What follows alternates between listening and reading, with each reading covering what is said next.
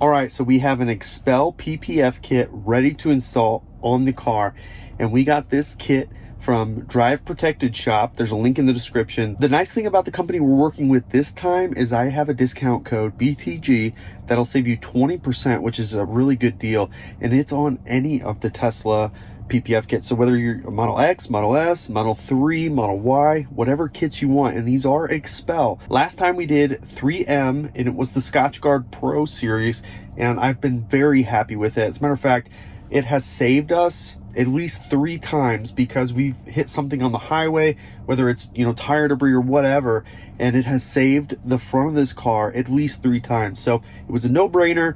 We actually waited until we got the PPF kit and installed it before we really put any miles on this. So I think right now I still only have, let's see here, I have 32 miles on the car, and we have been very limited in our driving just because I wanted to get this on as soon as possible after taking delivery of the car. Now it's the same process as the 3M kit. So you're going to need to mix up a tack and a slip solution, and you'll use both of those throughout the process. One of the things that I learned from last time is a couple of tips for you. Make sure you're constantly wetting the material. So as you're going around, continually go back, lift the material, and spray the slip until you're ready to place it.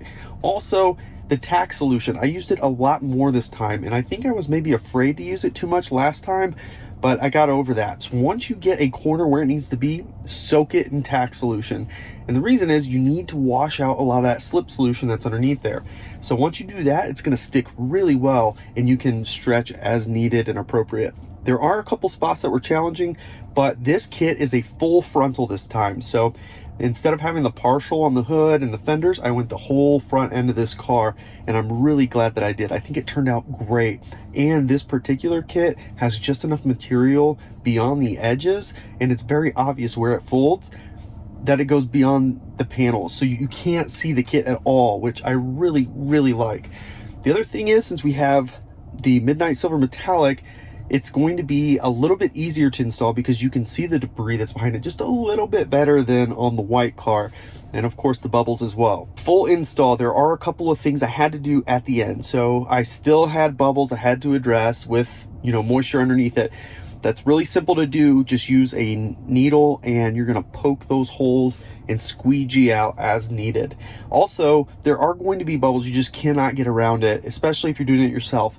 So with that, don't be alarmed. It will evaporate over time, including air bubbles. So try to push them down the best you can, but over a week, just keep checking on it, keep pushing down.